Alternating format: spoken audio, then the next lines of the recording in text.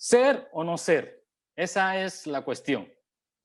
Esta es la frase inicial del monólogo del personaje Hamlet en la obra literaria escrita por William Shakespeare, ¿no? Es una obra teatral. Le confieso que nunca he leído la obra como tal, ni he podido verlo como obra de teatro. Y creo que hay una película también sobre eso, pero la verdad no lo he visto tampoco. Pero la verdad es que sí me llama mucha la atención esa frase, ¿no? Ser o no ser, es la cuestión. Es tan famosa y suena así como bastante profundo. Pero como no sabía el contexto de esa frase, así que me fui a preguntar a alguien que sabe más de eso, ¿no? Al tío Google. Y bueno, siempre podemos encontrar muchas cosas con nuestro tío Google. Y la verdad, pues por algo Shakespeare es un ícono de la literatura, no solamente en inglés, ¿no? Sino como ícono en la literatura universal.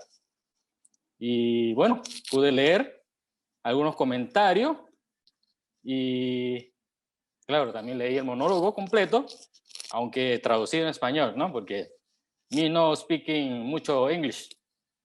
Así que de repente puede ser un poquito diferente a la composición original, pero puede notar el romanticismo, la tragedia y lo poético, cómo está compuesto, cómo está escrito. No sé cómo escribir eso realmente, porque no soy crítico literario, ¿no? Pero les animo a que puedan leerlo y conocerlo.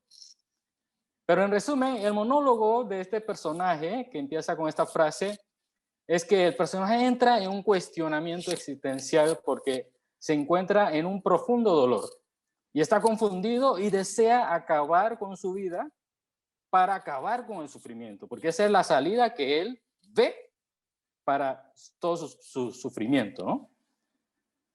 Pero no sabe qué hay después de la muerte.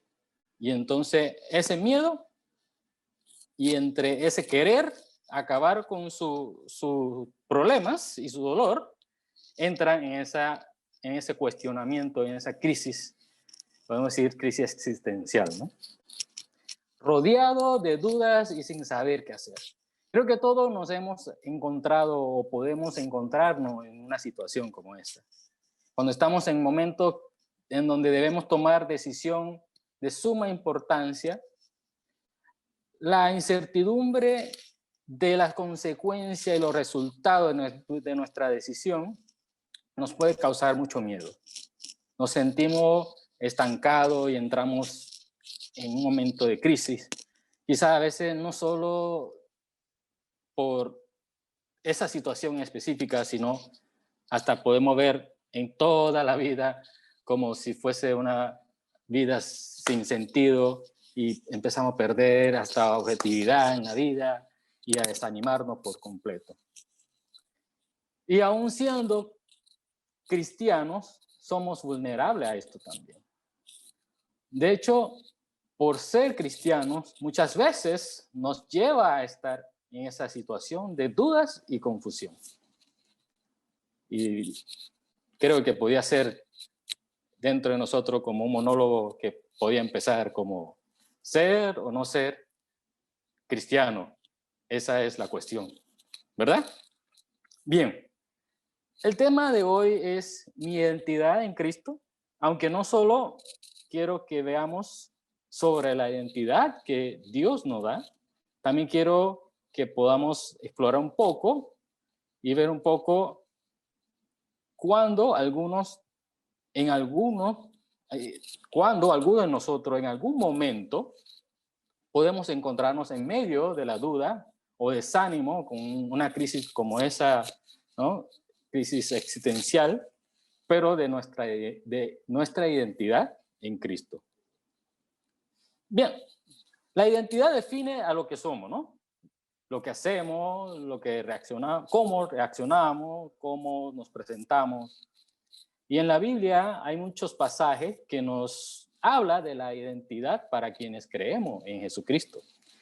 Y bueno, algunos ejemplos de esas identidades que nos muestra la palabra de Dios, que somos cuerpo de Cristo, somos hijos de Dios, somos coherederos con Cristo, ciudadanos del cielo, somos hijos de la luz, y en fin, mucho más identidad hay en la Biblia que describe a los que creemos en Jesucristo, ¿no? Bien, el pasaje de hoy, Efesios 1, 4 a 14, nos recuerda que Dios nos da una identidad en Cristo y que el amor de Dios por nosotros es muy grande y muy especial. Especial porque nos crea y nos da libertad, porque nos ama. Y aunque algunos llegamos a rechazarlo por el pecado, ¿no? Para quienes sí creemos en Él, Él nos hace santo e intachable, nos adopta como un miembro de su familia, y no solo así, sino que nos convierte en un miembro de la familia que recibirá parte de la herencia de Cristo, con Cristo. Entonces, vamos a ver de forma breve, parte por parte, el pasaje, cómo Dios nos da esa identidad. El versículo 4 dice, incluso en la versión NTV, Nueva Traducción Viviente, incluso antes de haber hecho el mundo, Dios nos amó y nos eligió en Cristo para que seamos santos e intachables a sus ojos. Dios nos eligió en Cristo para ser santo e intachable a sus ojos. Muy claro está que no sería por nuestros esfuerzos, sino en Cristo. Es decir, que por medio de Cristo es que llegaremos o llegamos a ser así, santo e intachable. Hay muchos que debaten sobre que Dios, o si Dios nos haya elegido antes de haber hecho el mundo, porque si dicen que si, o creen que si fue así, Dios no nos dejó ejercer el libre albedrío, porque si nos eligió previamente, pues no estamos tomando la decisión. Y esta es una cuestión que hay que abarcar mucho y analizar mucho, ¿no? Y quizás con todo eso aún no podemos tener una respuesta satisfactoria para todos. Pero ese no es el tema de hoy, así que solo quiero dejar una reflexión sobre el tema, sobre esto, y avanzar al tema de nosotros, ¿no? Y la reflexión que quiero dejarle sería así, ¿no? Dios conoce todo, es omnisciente. Y sabía antes de crear el mundo que no todos elegirían creerle.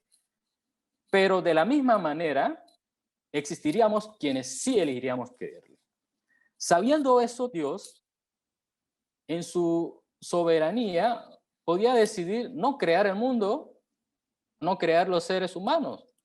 Y se habría ahorrado mucho trabajo, ¿no creen? Pero precisamente por amor a los que elegiríamos a creerle, es que crea el mundo. Y crea el mundo a pesar del dolor que él sabía que él iba a sentir por aquellos que se rebelarían contra él. Entonces, para mí, eso es como Dios nos elige y prepara un plan de salvación para nosotros a través de su Hijo Jesús. Entonces, ¿acaso no elegimos por voluntad propia creerle a Dios? Entonces no habríamos ejercido nuestro libre albedrío. ¿Y acaso Dios no ha presentado o no presenta la oportunidad de salvación a quienes decide no creer en Él. Entonces dejo hasta ahí la reflexión sobre ese tema. ¿Sí? Seguimos. El versículo 5 dice así: Dios decidió de antemano adoptarnos como miembro de su familia al acercarnos a sí mismo por medio de Jesucristo. Eso es precisamente lo que Él quería hacer y le dio gran gusto hacerlo. Todos somos pecadores por naturaleza. Ninguno somos capaces de acercarnos a Dios por nuestros pecados, ni los que elegimos creer en Él y ni los que eligen no creer en Él. Pero precisamente por amor a nosotros, Dios decidió crearnos y tenía ese plan de salvación desde el principio, mejor dicho, desde antes de crearnos, que es en Jesucristo. Y solo por medio de Él podemos acercarnos a Dios y reconciliarnos con Dios. ¿Y de qué manera, no? Dice que como miembro de su familia. Seguimos. Versículo 6 dice: de manera que alabamos a Dios por la abundante gracia que derramó sobre nosotros, lo que pertenecemos a su Hijo amado. Dios es tan rico en gracia y bondad que compró nuestra libertad con la sangre de su Hijo y perdonó nuestros pecados. Pablo nos recuerda una vez más que por medio de Jesucristo es que vemos la gracia de Dios, que es derramada en nuestra vida para ser salvados y ser libres del pecado, a costo de la sangre de su Hijo amado, ¿no? Versículo 8. Él desbordó su bondad sobre nosotros junto con toda la sabiduría y entendimiento. Ahora Dios nos ha dado a conocer su misteriosa voluntad respecto a Cristo, la cual es llevar a cabo su propio buen plan. Y el plan es el siguiente: a su debido tiempo, Dios reunirá todas las cosas y pondrá bajo la autoridad de Cristo todas las cosas que están en el cielo y también las que están en la tierra. El versículo 9, 8, 9 y 10. Dios no solo nos adopta como un miembro de su familia, no solo quedamos con un título, sino que nos hace parte de su plan, de su buen plan, y nos revela cuál es su plan. Y su plan es que en su debido tiempo todas las cosas, va a poner todas las cosas bajo la autoridad de Cristo. Así como cuando un rey cede el trono a su hijo, ¿no? Todo eso solo por la gracia y bondad de Dios, porque no somos dignos de recibirlo. Ahora, ¿qué tiene que ver el plan para Cristo? O sea, va a pasar con Cristo. ¿Qué tiene que ver con nosotros ese plan?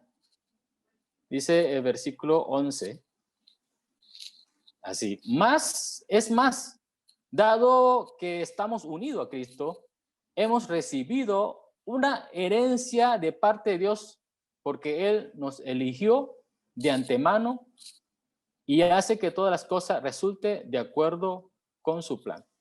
Es decir, de lo que va a recibir Cristo, nosotros también recibiremos una parte como herencia.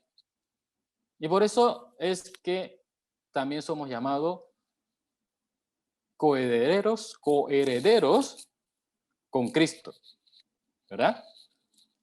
No sé cómo va a ser el cielo, pero solo pensar que todas las cosas, es decir, las cosas que conocemos y las cosas que no conocemos, las cosas que podemos ver y las cosas que no podemos ver, desde lo más pequeño, pequeño, hasta lo más grande, grande de este universo, va a estar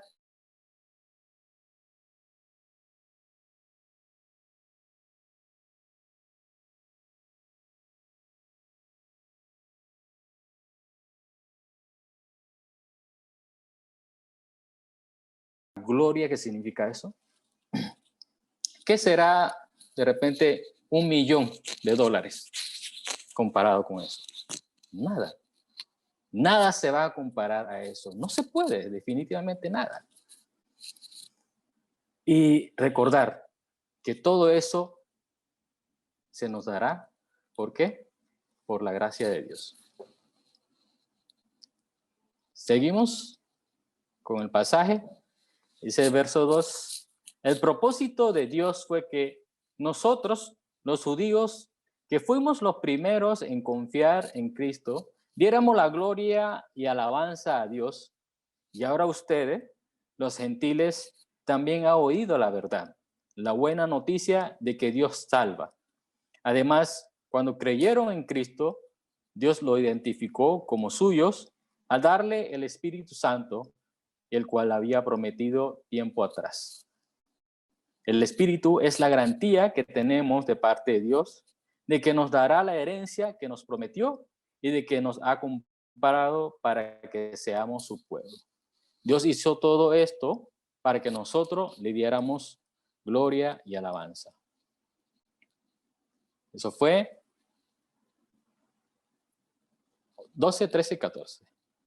Pablo nos explica cómo los judíos conocieron y creyeron en Cristo primeramente, no para gloriarse, sino para explicar cómo funciona el plan de Dios. Nos explica que creyeron y dieron gloria y alabanza a Dios. Y porque ellos creyeron y dieron gloria y alabanza a Dios, es que los gentiles llegan a conocer también de la buena noticia de la salvación de Dios. Esto muestra que el amor de Dios y su gracia se extiende más allá del pueblo judío para alcanzar a cada pueblo y nación del mundo y darle gloria y alabanza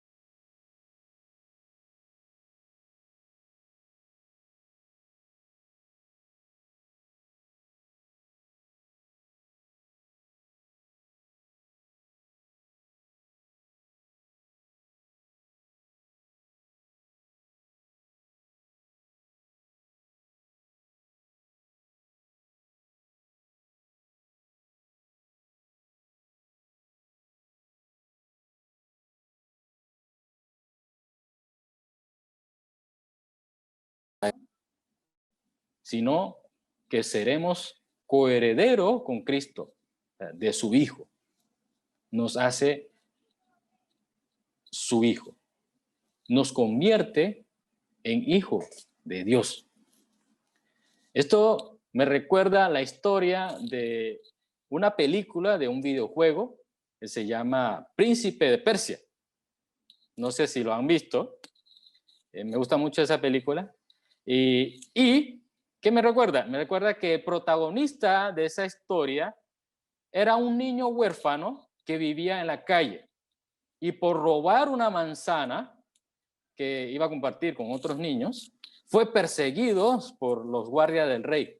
Y al ver lo intrépido y noble que era ese niño, a pesar de su condición, el rey lo adopta como hijo. Y el niño de huérfano que vivía en la calle, ladronzuelo, se convirtió en un príncipe, el príncipe de Persia. Parecido a esto, nuestra identidad fue transformada, ¿verdad? Por Dios. Ahora, esa nueva identidad que nos da Dios, al recibir a Cristo en nuestra vida, nos debe definir como persona, por lo que conlleva a una nueva forma de vida para nosotros. Así como el nuevo príncipe de Persia en el palacio ya no iba a comportarse como un ladronzuelo, nosotros como hijos de Dios no podemos seguir haciendo y deshaciendo de lo que se nos ocurra y veamos en el mundo, como solíamos hacer, ¿verdad? Y quizás esa vida nueva que tenemos, que debemos llevar, es lo que algunos, o es lo que lleva a algunos a tener a esas crisis existenciales y a preguntarse ser o no ser cristiano. O simplemente se desanima y se tranca en los caminos del Señor. En el Evangelio según Mateo, el capítulo 19, está el relato del joven rico, quien en busca de una respuesta para obtener la vida eterna, se acercó a Jesús para preguntarle, Señor, ¿qué debo hacer para obtener la vida eterna? Y aún cumpliendo los mandamientos desde su niñez, al escuchar a Jesús decirle en el versículo 21 de capítulo 19 de Mateo, que dice así, si deseas ser perfecto, anda, entrega el dinero a los pobres y tendrás tesoro en el cielo y ven, y después ven y sígueme. Dice la Biblia que el joven se fue triste porque tenía muchas posesiones. Muchos no logran despojarse de lo que tiene de su viejo hombre. Y eso lo lleva a constantes conflictos con su deseo de seguir al Señor.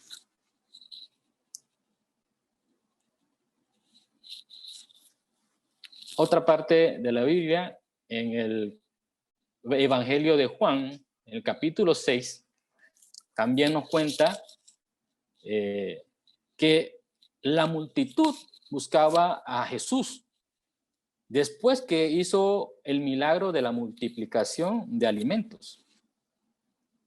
¿Sí? Y cuando esa multitud, esa gente encuentra al Señor, le dice, Jesús le dice a ellos, ustedes no me buscan porque, bueno dicho, ustedes me están buscando porque le di de comer.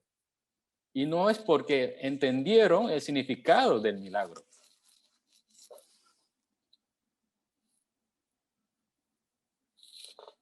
Y entonces Jesús le explica a ellos que Él es el verdadero pan que desciende del cielo y da vida al mundo. Pero de esa multitud muchos empezaron a cuestionar lo que estaba enseñando Jesús. Y no pudieron aceptar que Jesús venía del cielo. Y no entendieron que Él era el pan del cielo que daría vida eterna. Y no entendía que, a diferencia, Jesús no era como el maná que sus antepasados comieron, que era, sí, pan que venía del cielo, pero solamente era comida para el cuerpo. Pero Jesús era pan que venía del cielo que daría vida eterna a los que creyeran en Él. No entendieron esto. Y en mi opinión, lo más importante, esas personas estaban viendo que no podían conseguir lo que ellos estaban buscando en ese momento. Que era la comida, el pan que Jesús le había dado anteriormente, ¿no? Un alimento milagroso como el maná, que no tuvieron que esforzarse para cosechar o para sembrar y cosechar para poder comer. Asimismo, el pan que le dio Jesús, ellos no tuvieron que cosechar, no tuvieron que sembrar, no tuvieron que hacer nada. Sin esfuerzo pudieron disfrutar de ese alimento. Eso es lo que estaban buscando, ellos no podían conseguirlo con Jesús. Y en el pasaje, en la Biblia, cuenta que desde ese entonces, pues, muchos empezaron a decir, esto es muy difícil de entender. ¿Cómo puede alguien aceptarlo? Todo lo que explicó Jesús, ¿no? Y muchos de sus discípulos se apartaron de él y lo abandonaron. A muchos les es difícil entender la importancia de la vida eterna porque no lo ven, no lo pueden ver en el momento, no lo pueden tocar en el momento. Pero eso es creer en la vida eterna que Dios nos da. Eso es tener fe. No necesitamos verlo, no necesitamos tocarlo. Tenemos fe, podemos creer en eso. Entonces esas personas necesitan aterrizar su fe en cosas materiales, en bendiciones concretas en el instante para poder creer. Y por eso cuando hay problemas, cuando hay escasez, cuando no pueden ver lo que ellos quieren ver en el momento que ellos quieren ver, entran en crisis. Se debilita en la fe, se desaniman. O nos desanimamos, porque a todos nos puede pasar.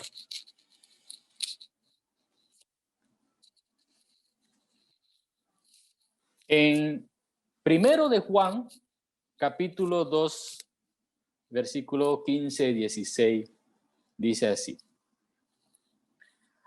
No amen a este mundo ni las cosas que les ofrece, porque cuando aman al mundo no tienen el amor del Padre en ustedes. Pues el mundo solo ofrece un intenso deseo por el placer físico, un deseo insaciable por todo lo que vemos y el orgullo de nuestros logros y posiciones.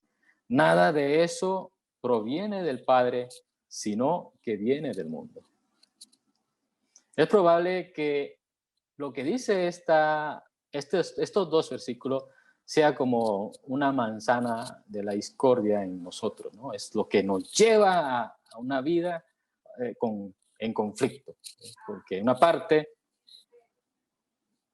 estamos en este mundo, rodeado de la cosa de este mundo.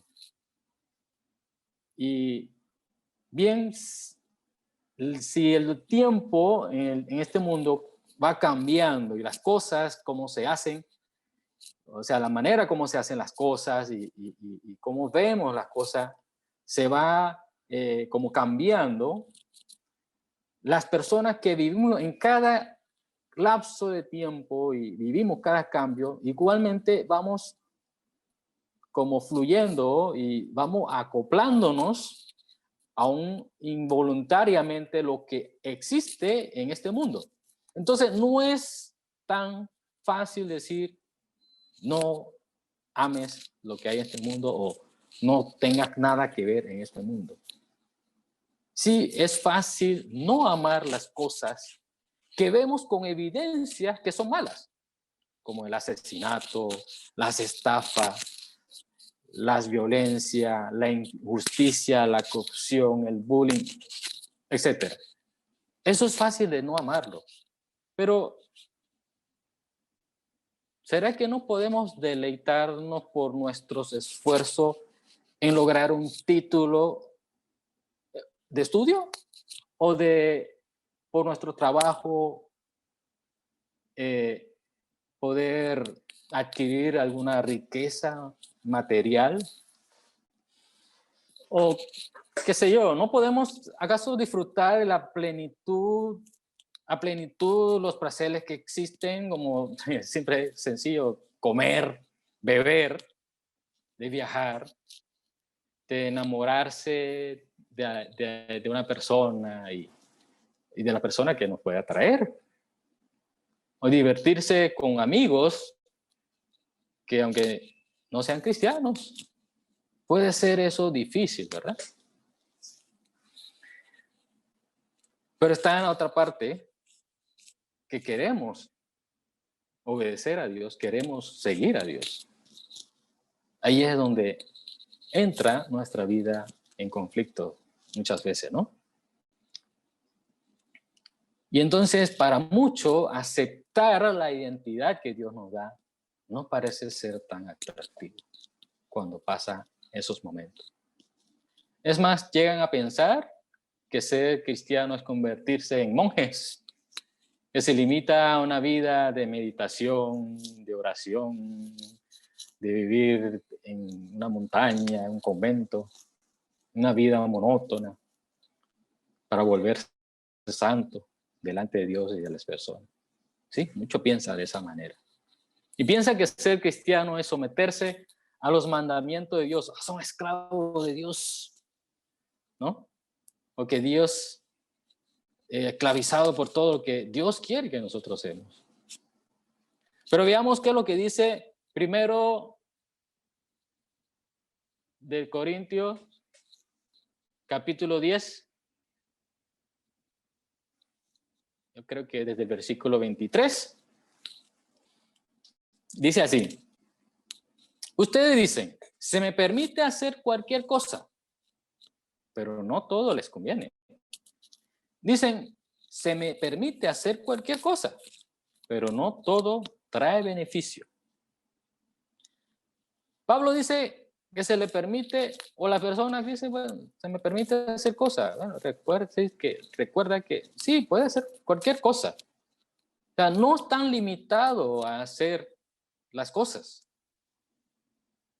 Pero debemos saber que no todas esas cosas pueden traer consecuencia con beneficio para nosotros. Pablo, en ese capítulo, después de eso, explica con el ejemplo de la carne que se vendía en Corinto, ¿no? Las carnes que se vendían en ese entonces, en ese lugar, generalmente eran sacrificadas a ídolos antes de ser vendidas. Y dice Pablo, esa no es la cuestión. Si la carne es para comer, no nos hace daño, no nos va a afectar en nuestra fe en el Señor. Y si alguien que no es creyente lo invitaba a comer, que si era griegos o de lugar que no eran judíos, eran gentiles, por decirlo así, obviamente le van a ofrecer carne, bueno, generalmente, pues, no tengo información de que todo, o si todo o no, la carne eran ofrecida primeramente a los ídolos. Pero lo más seguro es que las personas cuando te invitan a comer te iban a ofrecer una carne ofrecida a ídolos. Pero dice Pablo, vaya y coma lo que te están ofreciendo. No tienes que preguntar si son ídolos. Si te invitan, es un gesto de amabilidad. Tú vas a cuestionar si la carne fue sacrificada a un ídolo. ¿Para qué? ¿Serías para criticar o para señalar a esa persona que no es creyente de ser idólatra? ¿Harías con ese gesto juzgar a esa persona? Y por otra parte, dice Pablo, que si alguien intencionalmente dice, esa carne está o fue sacrificada a ídolos, entonces obviamente esa persona es un judío, ¿no? Que para eso en ese entonces eran los que veían mal comer esa carne por su religión. Dice Pablo, si esa persona dice eso, no comas, porque si lo comes estaría ofendiendo a esa persona, aún sabiendo que a él, él ve mal el acto de comer esa carne. Entonces Pablo está como diciendo que debemos hacer las cosas tratando de caerle bien a las personas. Pablo está de acuerdo que Pablo está de acuerdo que podemos pensar que no tenemos que restringir nuestra libertad para agradarle a otro. Porque si Dios es quien nos dio la comida, podemos darle gracias a Dios por esa comida y disfrutarla. Y no deberíamos ser condenados por comer una comida. Pero Pablo termina explicando que él no hace las cosas solo lo que es mejor para él, sino que hace lo que es mejor para otros, a fin de que muchos sean salvos. Es decir, no es que Dios nos limite en las cosas, como si Dios fuera un tirano, ¿no? O un aburrido. El Señor, cuando estuvo en la tierra, disfrutó del vino, disfrutó de fiestas. Y estoy seguro que Dios se complace cuando estamos felices disfrutando de su creación. Pero en ocasiones, por el bien de los demás, para no ofender a los demás, limitamos nuestra libertad por nuestra identidad. Pablo dice, así que sea que coman o beban, o cualquier cosa que hagan, hágalo todo para la gloria de Dios. ¿Recuerdan lo que dice el pasaje de hoy con respecto a eso? Dice que los judíos recibieron a Cristo primero, dieron alabanza y gloria a Dios. Y por eso los gentiles llegaron a conocer la buena noticia de la salvación. Y verso 14 termina diciendo, Dios hizo todo esto para que nosotros le diéramos gloria y alabanza. Lo que podamos hacer o dejemos de hacer no nos da la identidad como hijos de Dios. No nos merecemos, no lo merecemos. Ni el amor ni la salvación de Dios por nuestros pecados.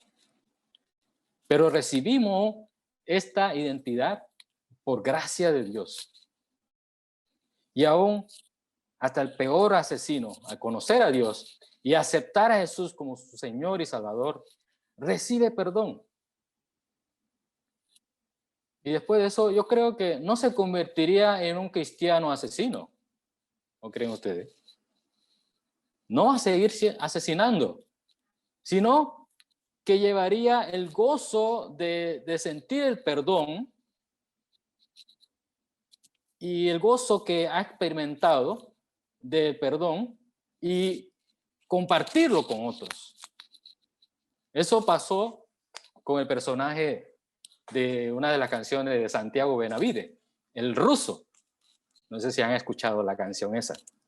Quien era un sicario y estuvo preso, pero se convirtió en el Señor y se convirtió en un pastor.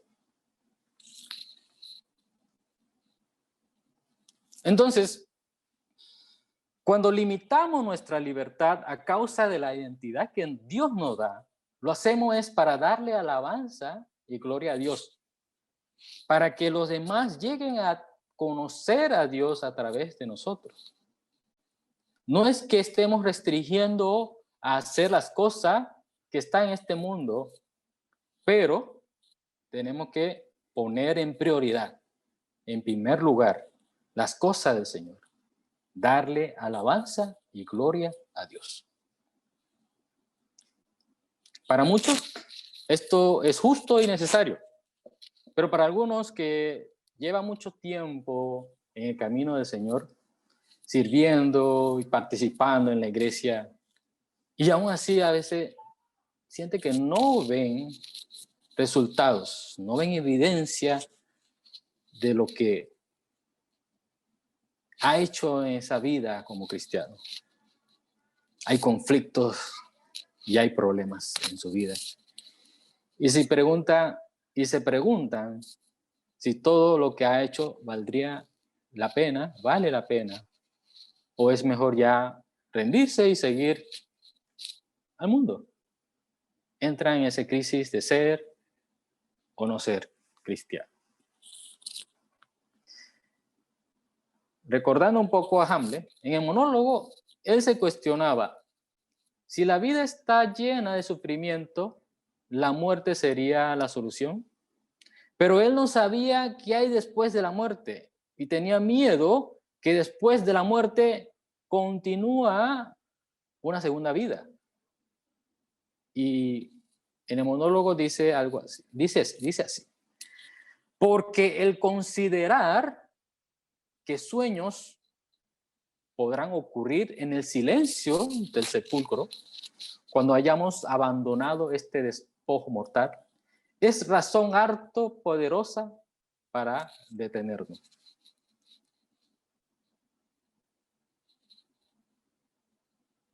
Para él, si morir fuera, para él morir, si fuera como dormir, o sea, morir es como dormir, sería una decisión fácil para él tomar. Porque bueno, ya, me muero, me duermo y ya más nada, no sé más nada de este mundo. Pero él tenía miedo que al morir o a dormir iba a seguir teniendo sueños que le iba a atormentar todo el tiempo. No iba a encontrar paz aún después de la muerte. Y entonces eso era un temor que le impedía a tomar esa decisión, ¿no? Y también piensa que esa duda es lo que le lleva a seguir sufriendo los males que él ya conoce de antemano, en vez de ir a buscar algo que no conoce, y que la prudencia debilita el valor, y con eso yo creo que él toma la decisión de no cometer el suicidio. No sé qué problemas puedan tener cada uno en estos momentos o en algún momento de su vida. Puedan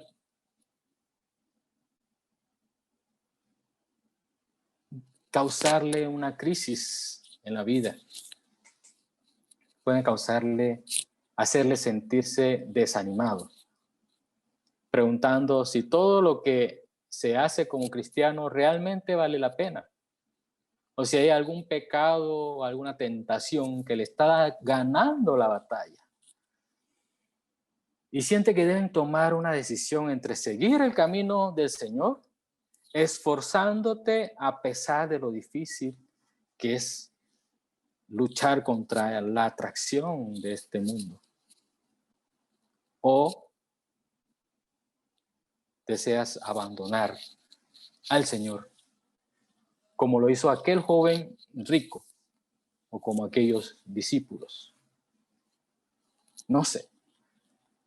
Pero nosotros conocemos los resultados que nos pueden llevar cada una de esas dos decisiones.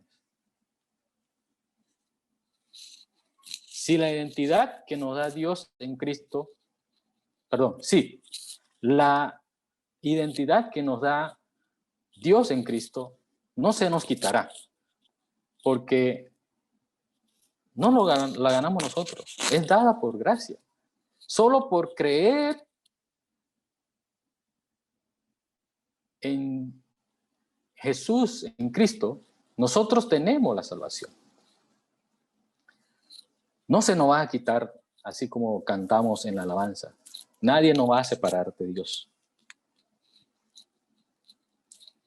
Pero si no actuamos como un hijo de Dios, no actuamos conforme a nuestra identidad, ¿cómo daremos alabanza y gloria a Dios?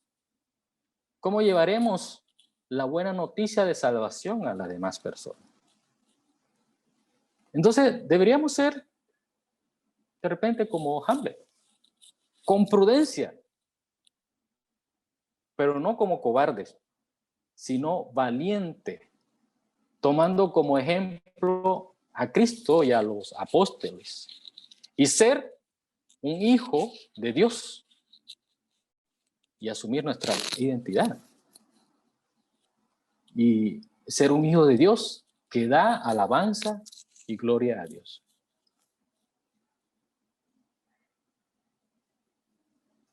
Conocemos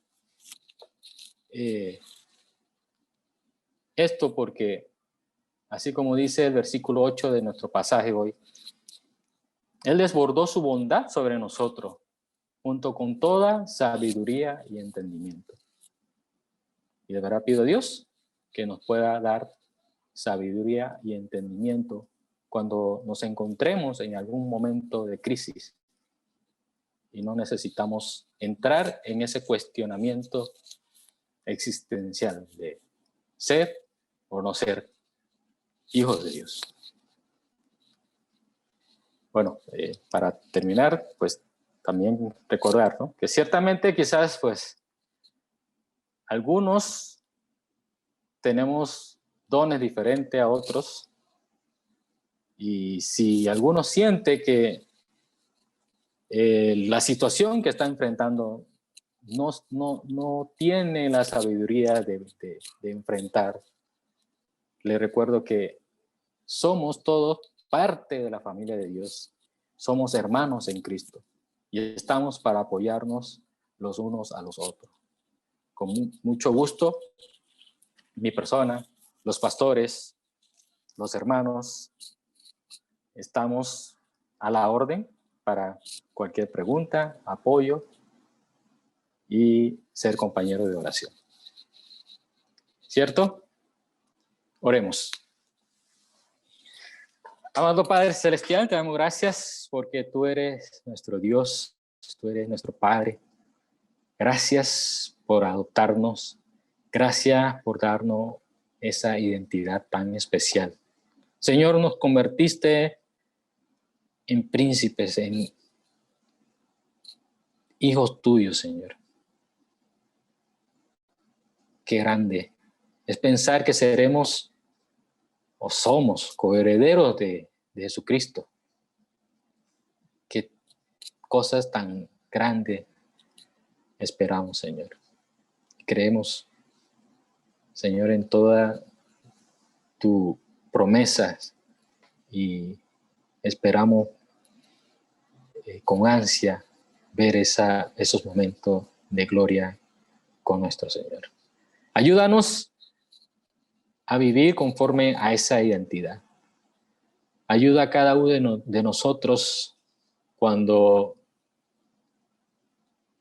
en medio de todas estas cosas del mundo, los placeres,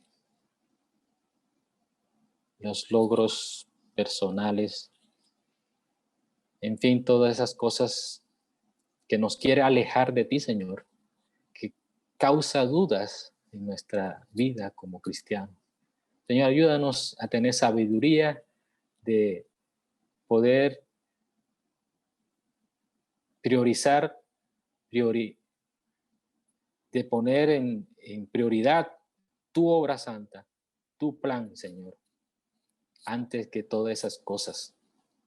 Gracias porque, Señor, tú no eres un Dios tirano que nos obliga o nos esclaviza a hacer las cosas, sino que nos da libertad y nos enseña con amor a tener consideración con las demás personas, que aunque a veces tengamos que limitar nuestras libertades, a causa de eso podemos sentir el gozo de ver que por medio de nuestra vida de testimonio, Señor, la salvación pueda ser presentada ante ellos. Ayúdanos a ser personas que te demos alabanza y gloria. Ayuda a que nuestra vida sea de testimonio y que podamos llevar tu salvación, tu amor, tu gracia a las personas que todavía no te conocen, Señor. te alabamos, te bendecimos. Oramos así en el nombre de nuestro Señor Jesucristo. Amén.